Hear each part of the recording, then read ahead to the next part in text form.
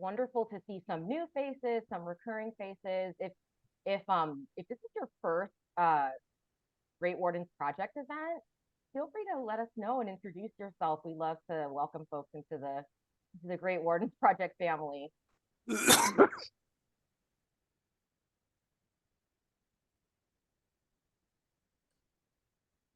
I'm just going to give folks one more moment to get in here and get set up, and we'll go ahead and get started. I hope folks are coping with the winter weather. We've had some folks really struggling with snow and ice and all of that. So I hope everyone is safe and able to stay warm as best as possible.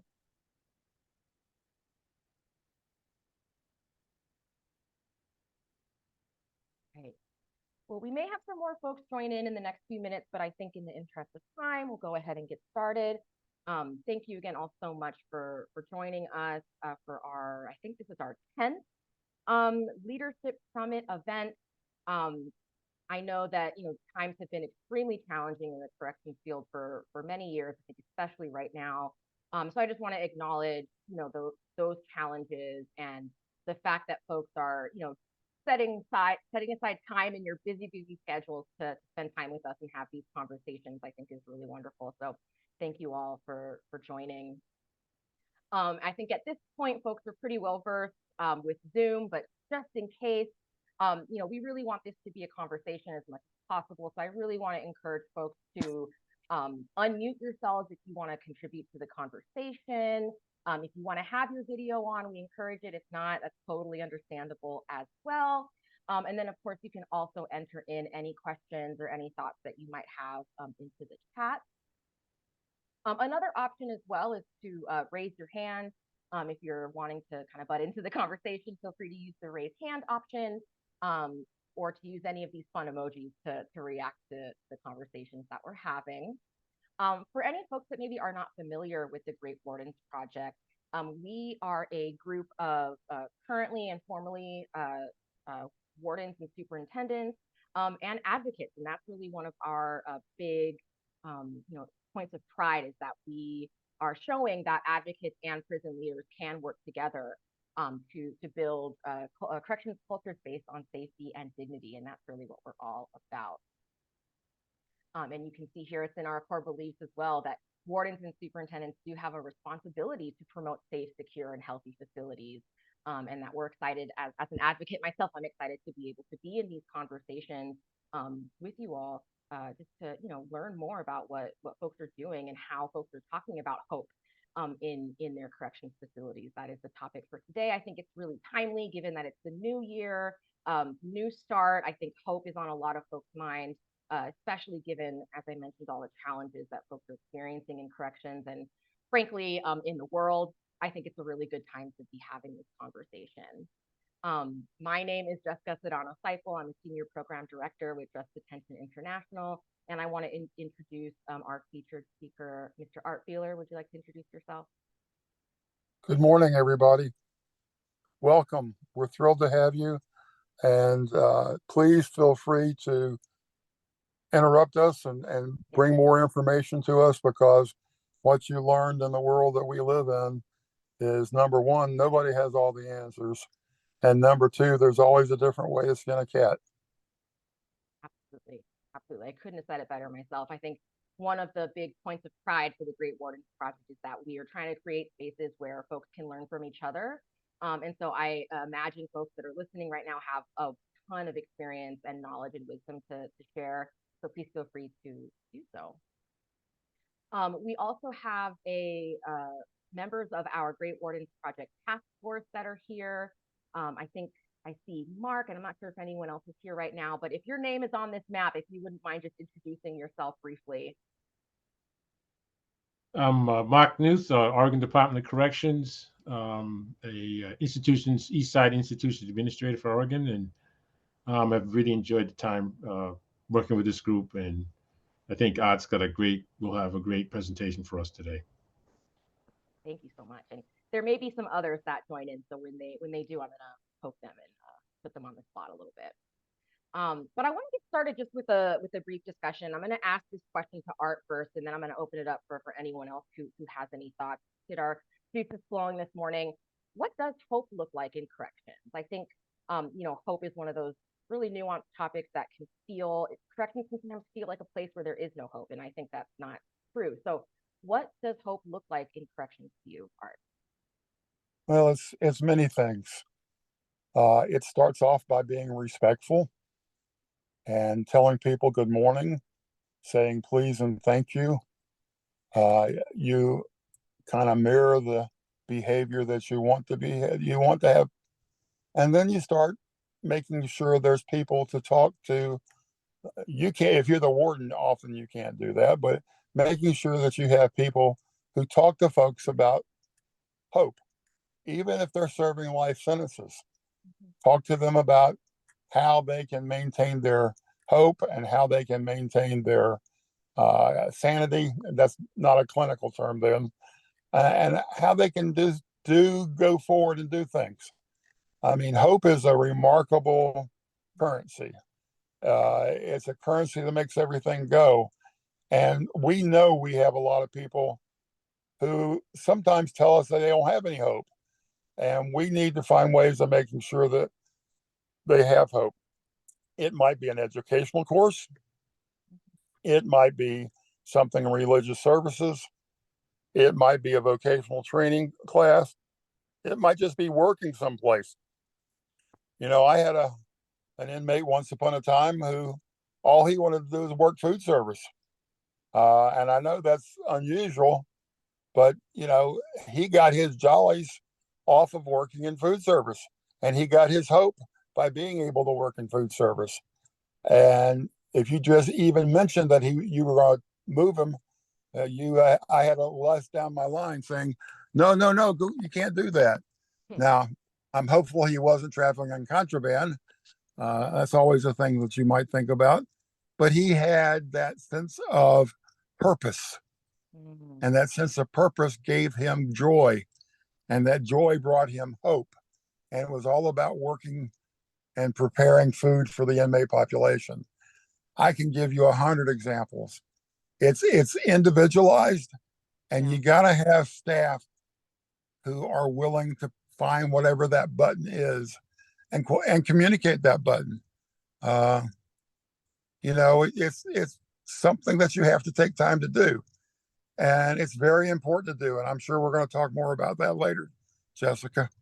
Mm-hmm. Thank you so much. And I appreciate what you said as well about staff's sort of role in fostering hope. And I think in this conversation, we're not just going to talk about what does it look like to provide hopeful spaces for incarcerated people, but for staff as well. I think staff absolutely need and deserve to have hope as well. Does anyone else have any thoughts on what hope either for incarcerated people or for staff might look like in a correction setting? What is it that staff are hopeful for? Yes, Mark, go for it.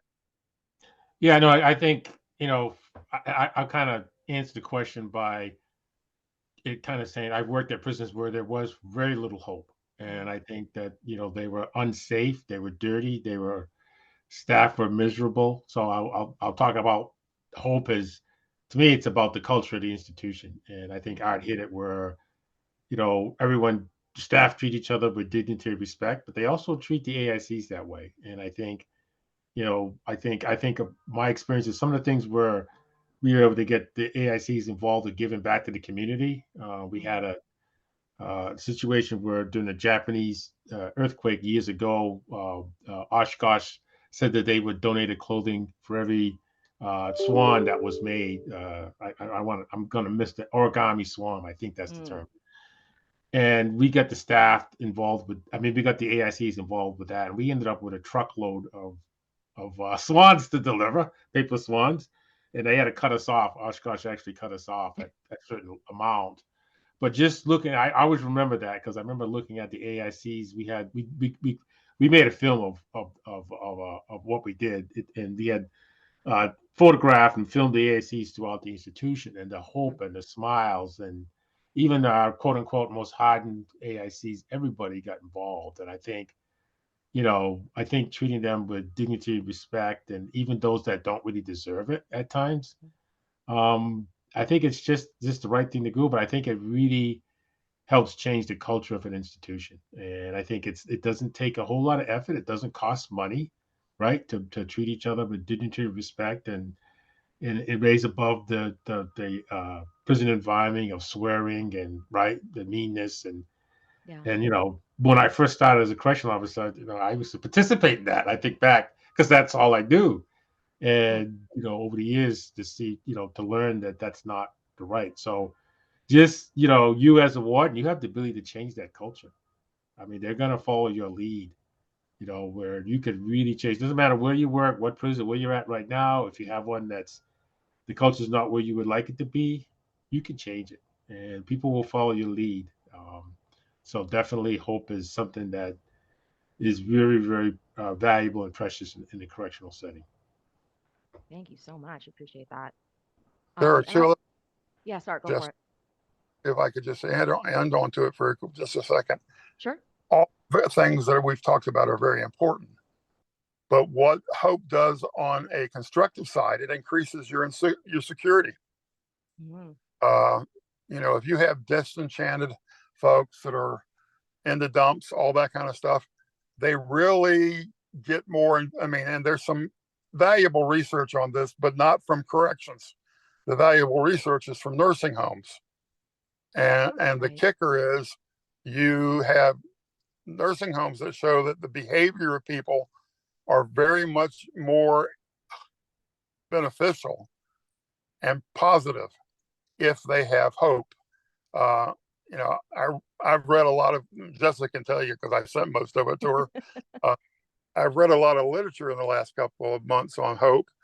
Uh, I've always been enamored by the use of hope, but I was surprised by the number of people out there in the community who actually measure hope. And Yeah. we don't do that. I don't know of anybody in the prison business that measures hope, but they actually measure hope and they actually find that hope does all sorts of good things, Mhm. health wise and behavior wise. Yeah, absolutely. And all those resources that Art mentioned, we'll be sharing with folks in an email after the summit, and we're going to talk about how hope is measured and all of that as we keep going. Thank you. I see D'Angelo's hand is up. I'll get you in just one moment. I just want to go to the chat really quickly. Mercedes had put in a comment here in the chat about retirement. And I guess I would love to hear a little more, Mercedes, if you're here about that comment that you made in the chat. Sure. I just it was lighthearted, but it's actually serious Yeah. considering the climate of corrections now. And when you get to this level as a associate warden and warden, I mean, to know you have that extra 5 years, and some of our colleagues in probation, parole, or even state troopers have a 25-year retirement in different organizations. But for me, what it looked like is a that 5 years, I would still be able to have enough in me where I could come back and mentor staff, but not be burned down with the administrative part of it. It's very hard to do it right now when you're trying to crunch deadlines and you're trying to mentor staff and you're trying to pour all into staff when you're short staff. So I just see myself, and that was a personal thing, is being more valuable after I retire.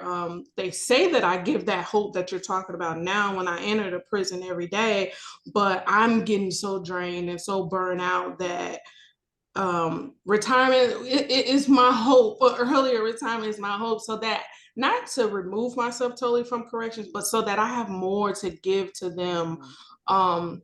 As somebody who's went through it and said, hey, and to allow them hope that they can move up in these roles as well. So it was lighthearted, but it did have some substance behind it, or why I said that. I love it. Thank you so much. I appreciate that. All right, D'Angelo, go for it. When we talk about hope and corrections, a couple things come to my mind when we talk about hope is exactly what we are pouring into the future of corrections when we talk about hope and corrections. When we talk about our training, Training has to be looked at a lot more seriously than it has been in years past. We cannot reiterate the staff to do what we done in the 80s, 90s, early 2000s. Corrections have shifted so much over the past 20 years, but we study trying to force things that was done then into staff now. Staff just don't receive it the same. Everybody that's on here today was trained differently. The approach was different. So we have to adjust to make sure we put more hope back into corrections, training staff hands-on, being right there beside them, conducting drills and explaining exactly what to do during the drill, not to beat them down that they don't know what to do, but actually take out the time to teach, show, direct. And that's one of the things that I believe we're taking the hope from correction if we're not pouring more into the staff, which I feel like we have got away from. We can recognize staff, we can throw money at them, but are we providing them hope for what correction is going to look like in the future? When you talk about a clean environment, a safe environment, we bring staff in, but do they actually know what a safe environment looks like? Because all they can go by is what they see when they first arrive. So when we talk about hope, we have to show people on what our vision is, what is our goals for the actual facility itself. As an administrator, you have to think about those things. We can recognize staff, we can be in shift briefings, we can be in meetings, but are we really reaching them where they are at? Sometimes we try to pull people to another area that they're not ready to perform at, or another level that they're not ready to perform at yet. And we got to be more patient to provide hope and corrections, being more patient with staff, be more understanding with staff, actually sit and hold those open dialogues with staff. It helps. And staff are more talkative because, again, you can't rule by fear. You know, that's something that people did many years ago. Even now, you know, over the years, you have to understand you can't rule by fear. People are going to want to perform on how you're pointing to them to show them that you care. And showing them not by a memorandum being sent out, but they actually see you out discussing some things, making some things turn, and you're standing on your word. And I believe that will also bring hope back into correction, also what hope looks like in correction by staff seeing you and you being visible and actually doing what you say. Yeah, absolutely. Thank you so much. Excellent point. Definitely. I mentioned earlier that, hope can be a nuanced concept and it can be tough to define. I mean, how do you define, how do you measure something like hope? And there's a whole sort of emerging field of study called the science of hope, which really kind of inspired us to have this conversation. And my dear Nicole is going to put a link right there into the chat, which is where this definition comes from, and something that I really like this definition. So the science of hope, sort of approved definition of hope, is the belief that your future will be better than today and that you have the power to make it so. So hope is not necessarily a feeling so much as it is a way of thinking. And that first part of that definition, right, the belief that your future will be better than today by itself is optimism, right? And hope kind of goes beyond optimism to that second part of having the power to make it so, right? That's that sort of willpower part, that agency part. And I think what's really powerful about thinking about hope this way, if it's not a feeling, if it's a way of thinking, if it's a mindset, that means it can be learned and it can be taught, right? It's not necessarily innate. It's something that can be nurtured and developed. And I think that that's a really powerful, powerful concept. As I mentioned, hope is a verb, right? So in order to have that hopeful sort of part of it, you have to be able to feel like you have ways around problems, right? It's not necessarily that you don't have any problems, but that you can identify goals and ways to solve problems, right? That you can sustain that motivation, that when you get set back, that you can keep going, that you're not going to give up after one setback. So it's about having that sort of willpower, that motivation, but also, as it's called in the science of hope, that way power. So being able to identify, how can I resolve this? What are my options? What do I have available to be? What are my skills? What are my strengths? All of those kinds of things. And I think that thinking of it this way, I think it makes it a lot easier for folks to be able to identify themselves as hopeful. I think it's easy to feel hopeless, but when you're able to parse it, take it apart, and think about hope as almost a problem solving mindset, it starts to become a little more tangible, a little more accessible. Jessica, if I could add to that for Yes, just please. those of us who have been around for a few years know that it sometimes takes 3 and 4 times to get a very good idea to catch any traction whatsoever. And what I've had some wonderful mentors, and I was belaying that one day about 30 years ago. And a regional director who's now passed basically said, Art, don't you remember you got to send something up the flagpole 3 times at least before anybody will listen to you. And after each time, you need to look at the comments made and see if you can improve what you're sending up the flagpole. But he said, don't give up if you have a good idea. He says, but it's, what I hope that we are teaching our staff is if you've got a good idea, hang on to it. What I hear so often is, well, I sent it up and they didn't, that's the end of it. Well, you got to teach staff to be a little stubborn, I'm afraid, and do it politely and do it, but get it back up there. And unless they just tell you we don't hear it anymore, you got to keep staff engaged. Yeah, absolutely. Thank you. And as I mentioned earlier, measuring something like hope can be challenging, but there are actually several different versions of a hope scale, if you will, that are almost like quizzes that give you a numerical value for your level of hope. And I would encourage folks to actually take a look at the link that's in the chat right now for the hope scale. Try it out for yourself. You may be surprised. But what these measures all have in common is they're all looking at things around creativity and problem solving, things around someone's sense of direction, or even just their potential, their self-worth. Do they feel like they're worth meeting their goals? Do they feel like they have value? Are they able to learn from past experiences, right? So again, it's not about not making mistakes. It's about making a mistake, reflecting and being like, you know what, okay, this didn't work. Let me try it this way next time, or let me try to be a little more strategic this time. And that these are sort of the measures that define how you can measure hope. So again, I would encourage folks to take a look at that scale and try it out. When it comes to, a correction setting, I think hope and trauma are unfortunately very, very related. We all use willpower for emotional regulation day in and day out, right?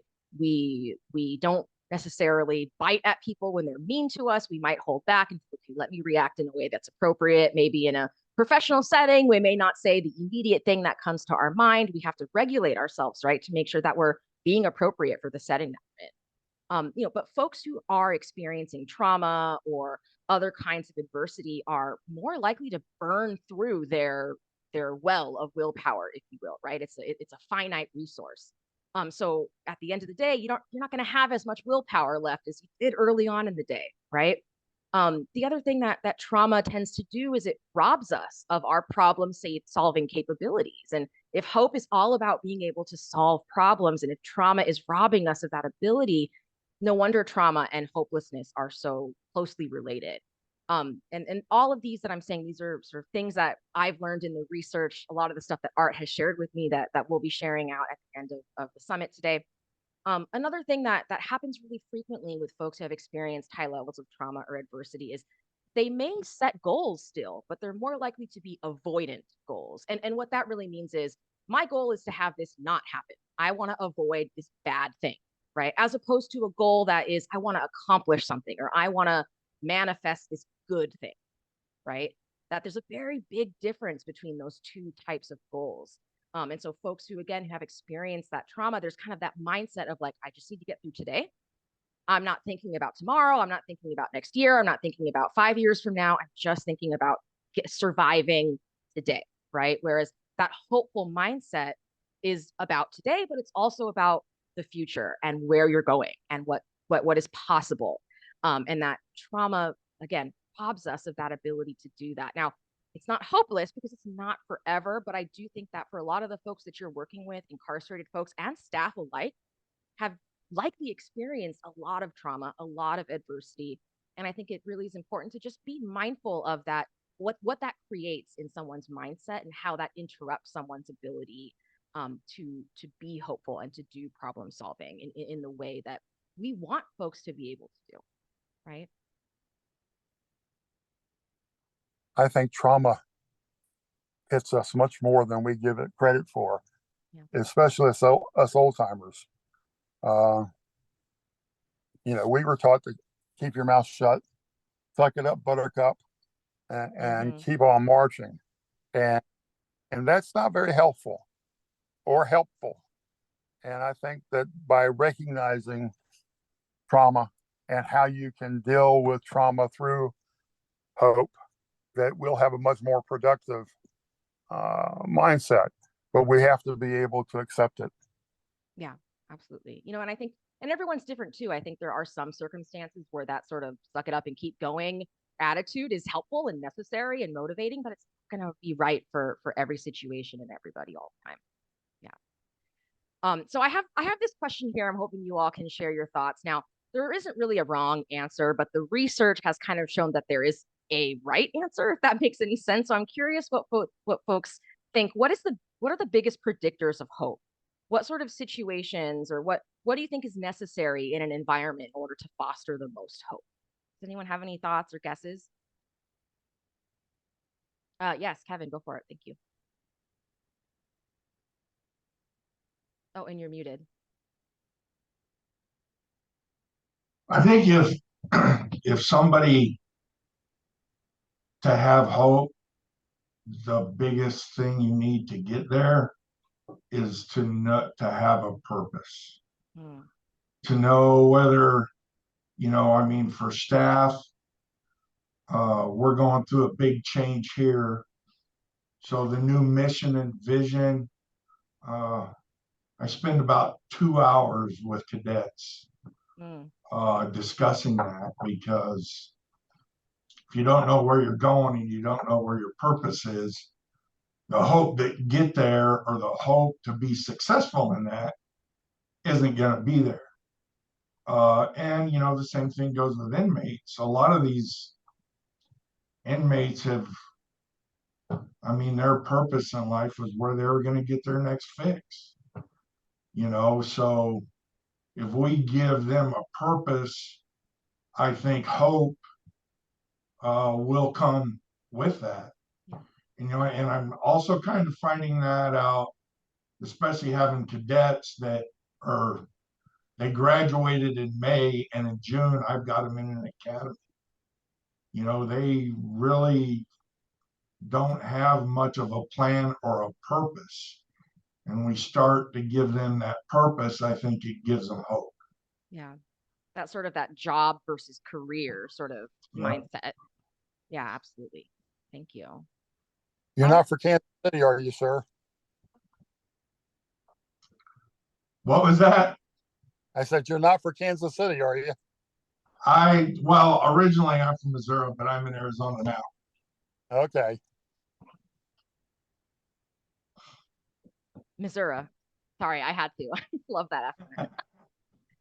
Any other guesses? Any other thoughts around what are some of the biggest predictors of hope? Well, Jessica, as you said, the research points to basically one thing, and that you have collaboration and a safe environment. Now, again, a lot of that research doesn't. Now, I don't know if any of that research comes from corrections. I can't remember, but it's about providing an environment that people can feel comfortable in. Yeah, absolutely.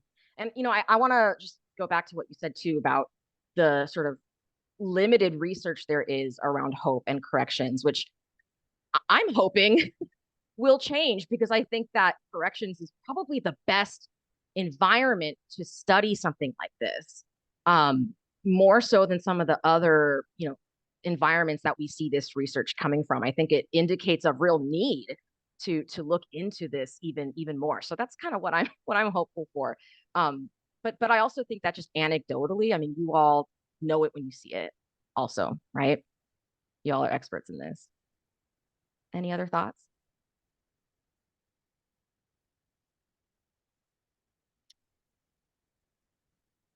Well, the research shows. Yes, Mr. Mark, go for it. No, I mean, I hate to go back to culture, but I think Please. if you have a culture where staff feel valued, they're engaged, so it's not just 8 and a gate, right? And they feel they're making a difference. And a lot of that has to do with the AICs. You know, do they see a change with the AICs? Do they have, AICs that are very involved in programming, or have they successfully helped the AIC? I know I think someone mentioned about all they think about is to get the next fix. That's true. I mean, they have, coming from there been trauma in their lives, right? And I think you talked about trauma and what it does to the brain. And so I think the combination of having first of all, I start with the staff. They feel engaged, they feel valued by the management, and the AICs, they're again getting treated humanely and respectfully, and they get a chance to connect with their families. They get a chance. Visiting is important. The food is of a certain quality. Somebody cares about the food. Again, I go back to clean, neat, and orderly. There's a schedule. It's kept. Uh, there's this, unwritten pact about, you don't mess with the AIC's property or their food or those basic human needs. Yeah. If they're being met in a good level, and the AICs are getting what they think they need to make them, do their time the best they can possibly do. Yeah, that I think you can measure a lot of different things in correction. I had to really think about hope. There is probably no research. Unfortunately, a lot of people don't seem to want to research what happens in corrections. Unfortunately, I guess academia, there's not a whole lot of money in it. But I just think that the things to me are, you could probably do a survey of staff. I'll gauge this, and you could do a survey of the AICs. Mm-hmm.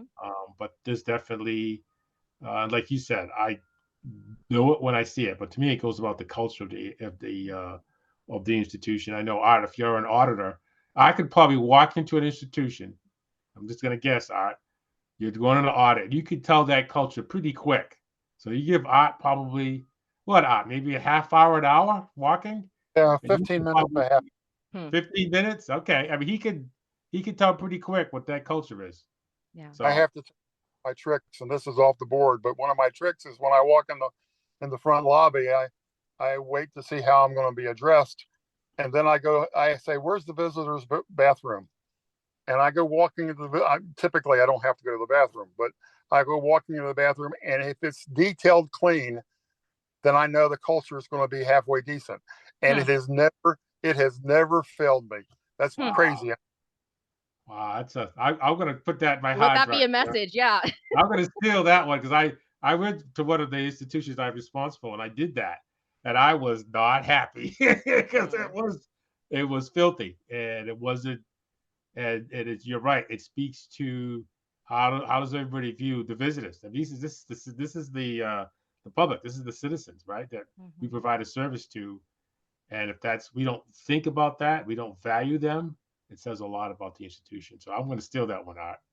Oh, be my guest.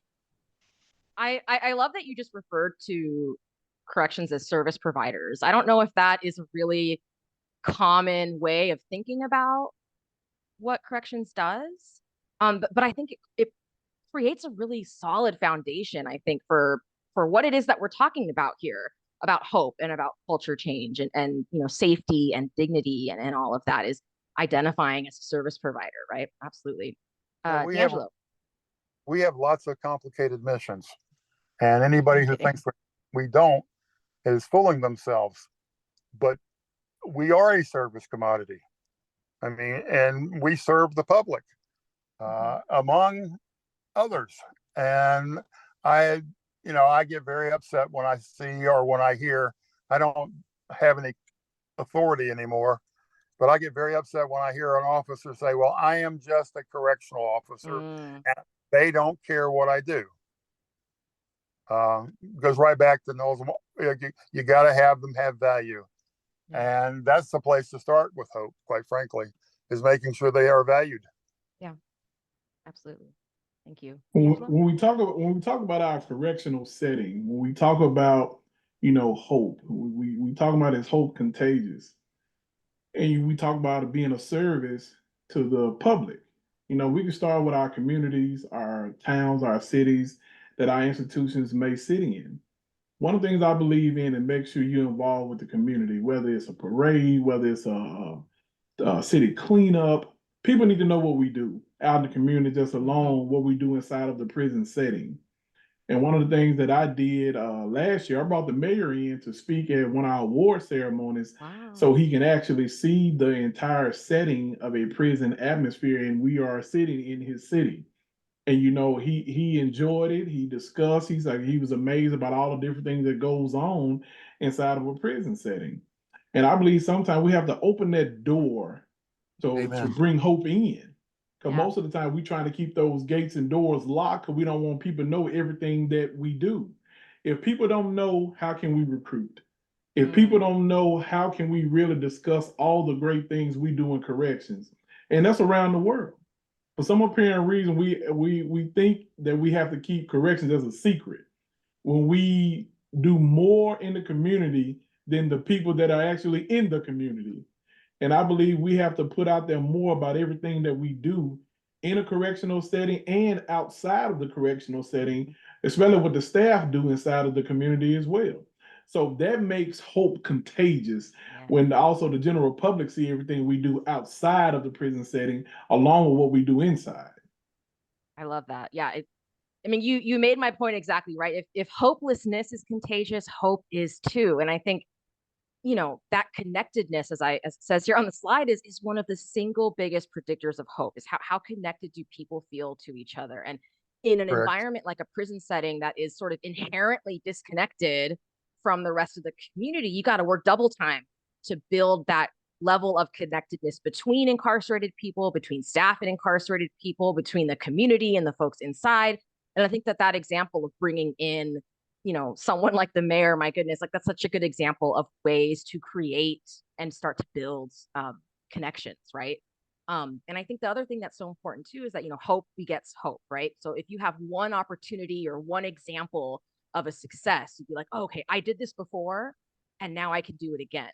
And a lot of times you need that external sort of entity to show you can do it. And I'm going to use a personal example. I've recently started learning how to play a new instrument. And when I'm practicing by myself, it's so easy to go like, oh, I can't do this. I'm never going to figure this out. Oh, this is so hard.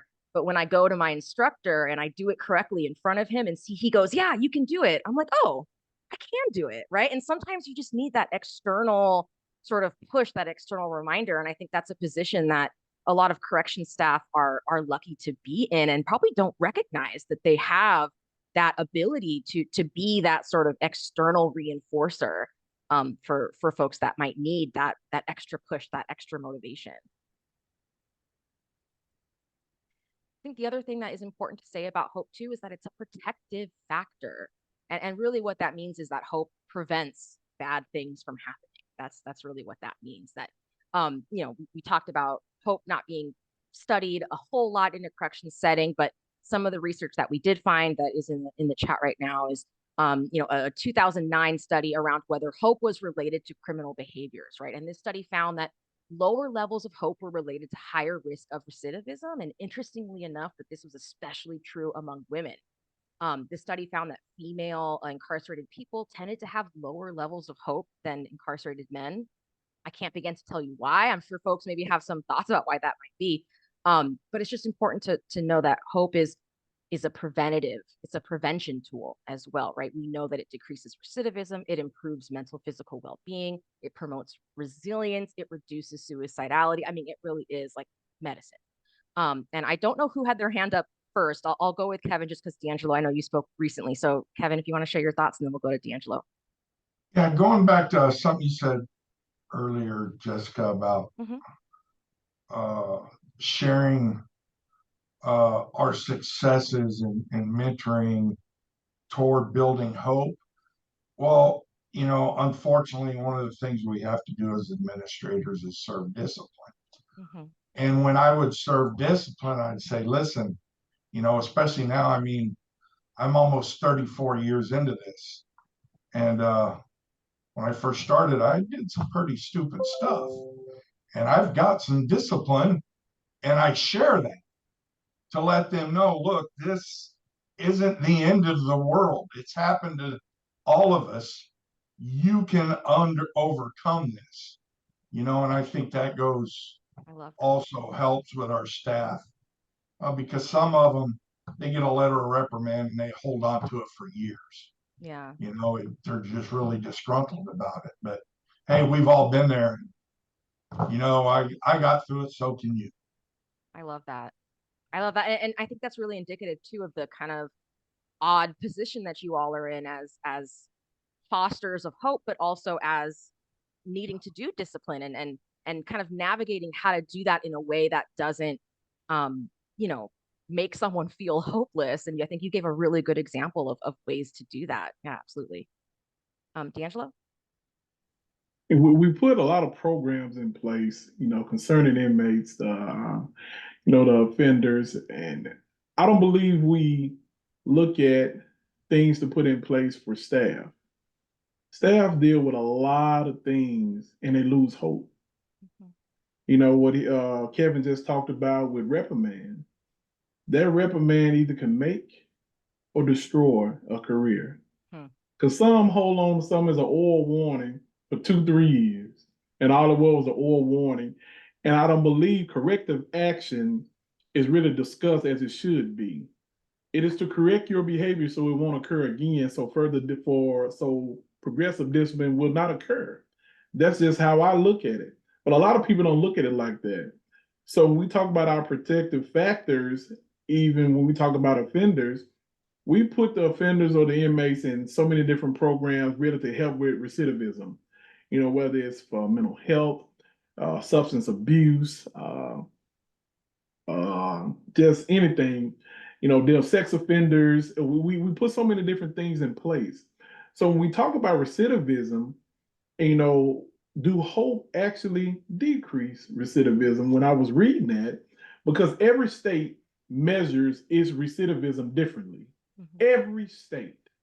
So in corrections, will we ever find that cornerstone to really look at how true our recidivism rates actually are and what's actually effective? You know, There's those a are the things. there's a program going on with BJA right now where they're trying to. Have you heard of Justice Counts? No.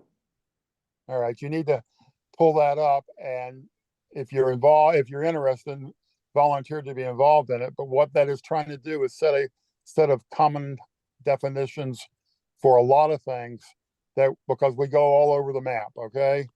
And you're exactly right. Every institution, every system measures and defines things differently. And what Justice Counts is trying to do is develop standardized counting mechanisms. I appreciate that, Mr. Beeler. I appreciate that. And you know that I'll look that up too and share that with everyone after the summit. I'll include that in my list of links y'all are going to get when this is over. Thank you. Sorry, D'Angelo. Were you did I cut you off? right? No. That was fine because you know that's the thing about you know promoting the resilience. You know when we talk about the you know the inmates, we got to focus in on staff a lot more as we move forward in correction. That's what's going to bring hope into corrections. The programs that's needed for staff, the trauma staff go through, the things they deal with. You know, some things they didn't think they was gonna face in corrections. Then when they face it, it's nobody there to support them. So Or to it's so pick, many different. I can't hear you, Mr. Art. I said, or to pick them up. To pick them up. Yes, yes. You know, So you know that I had a assistant director who was wonderful. He could make me feel like I was an idiot for what I did, but by the time I left his office, I was thanking him because he picked me up and gave me hope. Mm. yes, sir. And that was it though, Jessica. But that was just some things I wanted to chime in about. You know, that hope Yeah. is a protective factor. You know, we chime in on the inmates a lot, but as we move forward in corrections to bring hope into corrections, we're gonna have to focus in on staff. We're gonna have to. Yeah. Absolutely. Thank you. Thank you. What a great conversation. I'm so happy to be a part of it. I did want to point to actually one case study in my research on the research. I found a study called Are Hope and Possibility Achievable in Prison? And I clicked that link so fast because that is exactly the kind of question I wanted to ask. And I found a study about this prison in England, Warren Hill Prison. This is from 2019. The link is in the chat. It's a men's prison that houses mostly lifers, which I think, again, like how do you foster hope in someone who is going to be there forever, right? So this is the exact kind of population that this question is so important to. And in this prison, they identified these core values, first of all. So this was the foundation of sort of the culture of this facility: belonging, boundaries, communication, development, involvement, safety, structure, empowerment, leadership, and openness. It's a lot. It's probably more than I would suggest to have for core values. But I think there are some in here that you don't see very often in a lot of other facilities. I mean, I think things like, structure, safety, leadership, communication, those things, you see, they're pretty common in a lot of core values for corrections agencies. But belonging, boundaries, empowerment, openness, like those are words that you don't often necessarily associate with a prison's core values, right? So just to kind of set the mood here for what kind of facility this is. And I want to also include a quote. Oh, sorry, Art, go for it. I'm sorry, I said it's a remarkable study. Everybody should read it. You really should. I can't recommend it enough. It's just full of so many good like lessons and things to think about. But I do want to highlight here, this is a quote from a man incarcerated in this prison. This is a quote in the study where he talks about hope being everywhere. From the minute you get off the bus, they shake your hand and give you a cup of tea. This is in England, right? They say good morning to you. You see guys moving on. There is humanity here. People treat you like you're a person who has potential. And I imagine that is how a lot of folks here would want the people incarcerated in their facilities to say, right? Oh, D'Angelo, the study is placed in the chat. Let me know if you can't. Oh, it looks like the message got deleted. Nicole, could you repost it? We'll also include this in the links for the follow-up email. And it's not a very long study, if I can say too. It's not like 40 pages long. It's well worth the like half hour it'll take you to read it. So this quote right here really kind of moved me. Like I said, because I think this is the goal. Like this is what we want to see. We want people to experience, these facilities this way and to experience staff this way. But I also want to share what staff had to say at this facility. There were a couple staff who shared, we allow the men to be who they really are. They don't have to pretend. Everyone lives and works side by side. We're trying to create a real community. That it shouldn't be about performance targets and numbers, which might give some folks heart palpitations. But from this, from his line staff's perspective, this person says we should be about values and changing lives. And earlier, I think it was Kevin, you talked about having purpose. And I think that there is no stronger or greater purpose than changing lives for the better, right? And I think that a lot of correction staff, or at least in my experience, don't feel that that's part of their work. They don't necessarily identify that as part of their work. And I think they ought to, because it does create a purpose and it creates, just real meaning to the work that I think a lot of folks need. Art, I don't know if you were about to say something. I got the feeling you. No, I think the staff hit it right on the head when you talked about what they felt, and this comes from a culture. I mean, Mr. March is largely talking about culture, but this is how you form culture. You go out there as, this is going to sound crazy, but I learned this too from another staff member. This comes in, if you have time, you go meet the bus and you say, okay, welcome here, and you make sure they have a hot meal. Now, that's crazy because most of the people stay on buses all day long, all night long, and they get, if they're lucky, a bag lunch that somebody's prepared that's got moldy cheese sandwiches. And I can say that honestly because I've eaten some of those molded cheese sandwiches. But the kicker is what we did at one of the institutions I was at, not because I thought of it, but because a staff member thought of it, is we developed a hot cart. And the bus comes in at 9 o'clock. The hot cart was there. We rolled the hot cart to R&D and we fed the inmates off the hot cart. It didn't take much time and it didn't cost any more money, but man, you would have thought we had just rolled out a bottle of champagne when we gave the inmates hot food. That's amazing. And what a difference that sort of first impression makes also, right? Like you probably gave folks again just that little extra piece of hope as they were coming in, right? That like maybe this is the kind of place where I can work on myself, right? Again, which is what we want. Now, I will tell you that comes with some risk because Of course, everybody's going to think everything. crazy until they get used to it, and you just have to accept that being crazy. Crazy's not always bad, right? I just No, wrote that down, Art. I'm gonna steal that one too. I think that if I think about it, I that's what they get. They're lucky if they get a cheese sandwich and it's cold and it's been sitting someplace all day and it's a long day from Salem to Ontario. That's a long, 9, 10 hours, however long it takes.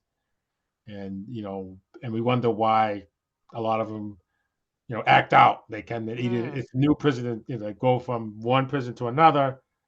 They're already scared or whatever, apprehensive, and a yeah. lot of them act out. They don't sell in or whatever happens. Not a good outcome. And I just never thought of, gee, how are they received? And I always Mm, think about security first, or I hadn't really thought about that. It's the little things, and I'm not surprised about the life as prison. I think that's a great idea. I think my experience is a lot of the institutions I worked at, the lifers, were always a compliant population. They were very interested in a clean, orderly, neat prison. And I think a lot of times we throw them in with everyone else and it works and it doesn't work. But I love the idea of a separate life as prison. I don't know how that would go in my superiors, but I yeah. could definitely see that there's value in that. Yeah. Or even maybe just creating a space for lifers to be with each other. I've seen kind of the opposite of that actually, where I have seen programs where um, facilities will sort of pair a lifer with someone who's new to the facility, like as almost like as a mentorship kind of situation. So I think any opportunity you all have to help folks connect with each other, because again, connectedness is that single biggest predictor of hope, right? So the more opportunities folks have to connect with each other, the better. So in this study, you may be wondering like, how is this possible, right? And so these were some of the things that really stood out to me, that in this facility that we were talking about earlier, that staff were motivated by a clear mission, right, to change lives for the better and to generate hope. Everyone sort of understood, we're working here, this is our purpose here. That they were invested in the individuals, the incarcerated people, that they were invested in finding their talents and their strengths, because so many of the programs and the opportunities at this particular facility were strengths based. Um, the flip side being that the incarcerated people at this facility shared that they were trusting of staff and the institution as a whole. I mean, how many incarcerated people you think would answer that question, that I trust staff here? I mean, that seems really, really rare, right? For whatever reason, the culture, the mission, the purpose, all that at this particular facility, that was how a lot of incarcerated people felt. And the incarcerated people were also able to have agency over how they participated in the programs that were available. And really what that means is they were able to participate or not, right? To the extent that they felt it was important to them. And that was where that sort of strengths based, really individualized personal development model was being sort of implemented. That, again, staff were committed to finding people's qualities, tapping into specific interests, identifying talents that folks might have, and not leaving folks to their own devices. And I can think of an example of this, and this is a juvenile facility, so it's a totally kind of different situation, but I do think it's a good example of the kind of creativity that can foster hope. There's a juvenile facility that I went to recently here in Southern California, and there was a young man there who really loved working with cars. And that was not a program that the facility had. They had no sort of auto body program, but because of the connections they had in the community, they were able to set up a program that didn't exist before, where this young man would go to the sheriff's department auto shop and basically be a mechanic for the sheriff's department vehicles. And that this young man, this kid, was like really about it and really excited. And they being the facility, bought this young man one of those like utility onesies that mechanics wear. They got him work boots, they got him everything. And this guy has a job going, being driven down to the sheriff's department to work on cars. And that was just, again, like didn't exist before, but they were able to identify, oh, this young man's got a talent, he's got an interest, let's foster it, right? That's not necessarily, I understand, the kind of attention that every person can get in these really, really large facilities. I understand that there are a lot of boundaries, a lot of challenges, but I think it's a good example of what can happen, right? If we get to know the folks that are in facilities. Jessica, I've got Yes, to sir. bounce off. I'm sorry. But I told them I would only be gone an hour, and No that's worries. how I got in there. I hope this presentation has just given some people some ideas. That's all it's intended to do. It's not intended to say you run out and do these things, but I would ask that people consider them.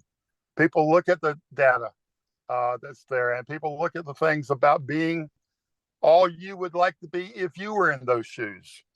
I mean, I think that's a lot about what hope is that you treat people in the same way you would like to be treated if you were in that same similar circumstance.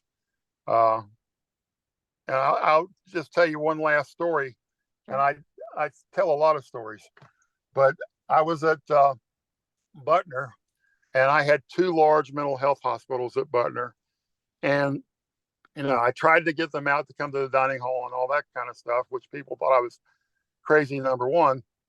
But number two is you tell people that they need to be proud of themselves, even the inmates who don't think well, don't have that comprehension.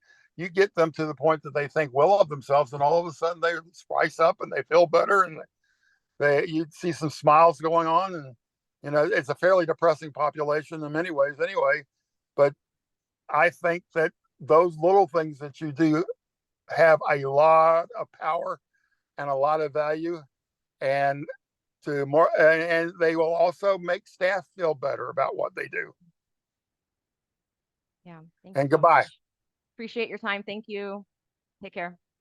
All right, bye-bye. Right. Art's been released, but we're all still here for a little while longer. I do want to also just highlight it from a leadership perspective, because I'm sure folks are like, okay, that's all great, but like, what do I as a leader do about this? So these were the things in this particular study that leadership emphasized, and the researchers really identified this, that we talked about having a strong mission, really energetic communication, that staff were excited about providing opportunities to folks. The strengths-based model we talked about. But the other thing I want to acknowledge too is that there was a real emphasis on soft skills. And by that, I mean just how to communicate with folks, how to de-escalate, that sort of more nuanced stuff that is really hard. It's much harder to teach than the technical stuff, right? But it was so important to creating the kind of culture in this facility that fostered hope. The researchers said that having a critical mass of staff with this kind of vocational orientation and investment, who themselves felt rewarded by their work, made a significant difference to the experience of the incarcerated people there. And I think a big part of that too was just making sure that those small stories of success, they're not even really that small, but those small stories of success that they're shared and known widely, because again, hope is contagious. So if you're able to hear those good stories about a success someone had or a great job someone did, or all of that, then you can start to catch on to that hope as well. So with that in mind, given again that we're, I guess it's technically still the new year, it's towards the end of January, I'll just stick with the new year. Based on either the stuff that we've talked about so far today, or anything that you're bringing into the conversation, how do you all make room for hope in corrections, and what are some of your hopes for this year, for yourself, for your facilities, for your agencies? What are you all hopeful for? I'd love to hear from as many folks as possible.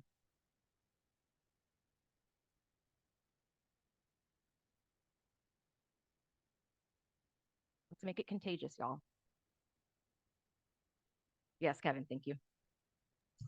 Well, I mean, right now we're at about an 18% staffing deficiency.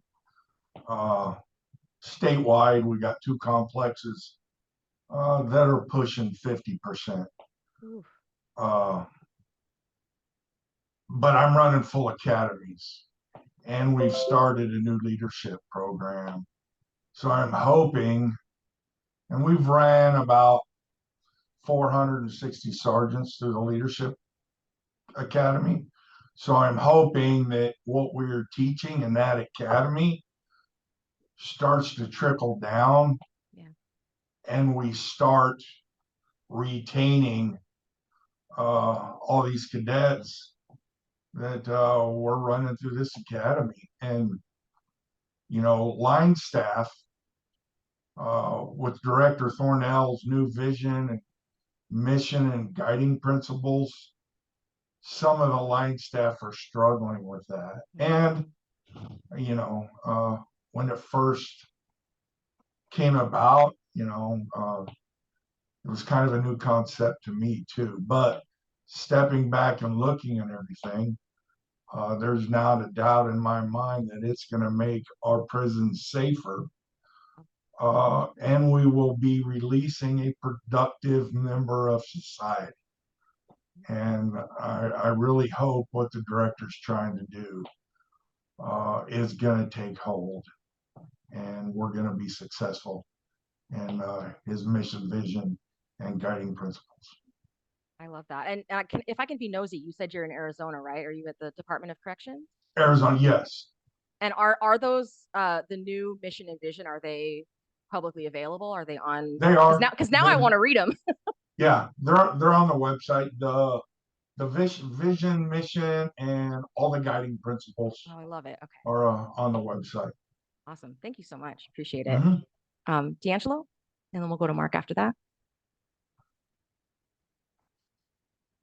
Well, let's say a couple things for 24 that I'm hopeful for is just budget approvals for, camera system, here at my complex, one of my facilities have a camera system, one doesn't.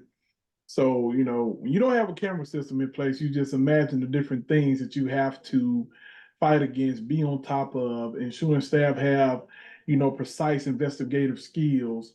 So that's one of the things that I'm hopeful for this year is the budget approval for the camera system for one of my facilities of my complex. And also, we got one of our facilities down to we're right at 17, I think 17% vacancy rate. Then the other one is at 43. So we're trying to get that down to 30% by the first quarter of 24. So we put different things in place to try to reach that goal. And I want to make sure we're putting out there attainable goals. Sometimes we put things out there and we feel like staff is going to get after it. But again, I want staff to get after it and also reach that goal. So the biggest thing was making sure we putting out there as a management team attainable goals. Yeah. And getting out the way of my deputy wardens as well. So that's one of the things that I'm learning, on a leadership level. This is my 21st year in corrections. So my thing is knowing how to stand down on some things and allow the deputy wardens and the majors to take care of some things as well. So that's a big push that I'm hoping for in 24 that I do a better job of. I love it. Thank you. Mark? Yeah, no, I think for me, it kind of, and what Kevin mentioned, me, we're doing we call it the Oregon Way, but we had partnered with the MEN program, who partnered with Norwegian Partner Corrections. But it really, end of the day, has a lot to do with hope. So basically, it's a whole different way of looking at the AICs and the staff, and it has focus on staff wellness. Really, at the end of the day, it's about staff wellness, but also a big part of it is giving hope to AICs. I mean, I think I think a lot of us have these programs, and it's different terms. We may call it something different, or we may partner with other folks. But at the end of the day, I've seen the effectiveness, and I've seen the difference it can make. And we've enhanced the staff break rooms and done a lot of things. We've tried to do a lot of things to make the work, to increase the staff wellness on some level, and increase the safety and security institutions. So I'm hoping that we can do that. Like Art, we have the two of my institutions like 30-40% vacancy rate, and it's a struggle. And I think it's the first thing the staff say, okay, you care about my wellness, but you're bucketing me or forcing me to work overtime, 2 or 3 times.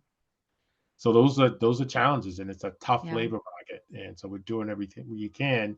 And I think of hope when I always think of the academies that I've attended, new graduate staff, and the hope in that room is just palatable. Their family members there, and then you look at them. If you 5 years later, it's sad to say a lot of that hope is gone from the staff. It breaks my heart, after having how hopeful they were when they graduated, and then they work at the institution for a period of time, and a lot of that hope is gone when they get faced with realities of shift work and being forced to mandatory overtime and all these things. So just hoping to make a difference with the Oregon way. I think that's the biggest thing, and then being able to hire people. Yeah. And lastly, I want to give a shout out to Pat Caruso, who's on the call today. Her and I participated in. She was a mentor. I was in a prison fellowship program. Great stuff, and so it's good to see Pat still giving back. So thank you, Pat. It's good to see you. So thank you for those mentors. Love it. Thank you so much. And my name, Sister Jessica. I saw you put chat. Your goal is to soar in 2024, and it rhymes. I don't know if you did that on purpose. If you are open to sharing a little more, I'd love to hear more about what does soaring in 24 mean, or you could go ahead and type in the chat. And I'm going to open the floor up to anyone else who wants to share. What are they hopeful for? How are you going to make room for hope in your work this year? Reach high, keep the faith. Yes, keep the faith. Don't get discouraged. Small successes, right? To keep the ball rolling, snowball effect, all of that stuff. We know hope begets hope. Make it contagious. Absolutely. Any other thoughts? All right. Well, I want to thank you all so much for joining this conversation. We host these quarterly, and we'll have the registration link for our next session here in the chat shortly. And then keep in mind, we will also be emailing out these slides to everyone along with links to the resources that we mentioned, the studies we mentioned, as well as the registration link for our next summit. If you have any questions, please feel free to reach out to us. We are really looking for topics for future summits. If folks have any great ideas they want to share, or maybe even questions that they want to explore with their colleagues, their other corrections folks, please don't hesitate to reach out and let me know. Our email is right there. You can also check out our website. Our next leadership summit is going to be on April 18th. To save the date, the registration link should be there shortly. And you'll also get it via email from us later today. Now you can't click on these links, but when you get these slides, they will be hyperlinked. So you'll be able to click on these links. I want to recommend the TED Talk, which is I think a 20-minute or so video by one of the sort of head honchos of the science of hope. I want to encourage folks, if you've got 20 minutes, to take a look at that video. And these are some other articles, some other resources that we didn't get to during our conversation, but I think are also really, really helpful, really important. So we'll send those out, as I mentioned. The last thing I want to say is when you leave this Zoom room, you'll get a really short, like 3 or 4 question evaluation that will pop up. If you're able to take the time just to share any thoughts or feedback or suggestions, we really, really reevaluate what we do based on what folks from the field are telling us. So, any of your insights or feedback is really, really valuable. And again, I want to thank you all so much for the work you do day in, day out. Encourage everyone to stay hopeful, stay connected. And I hope to see you all at our next event in April. Take care. Thank you so much again.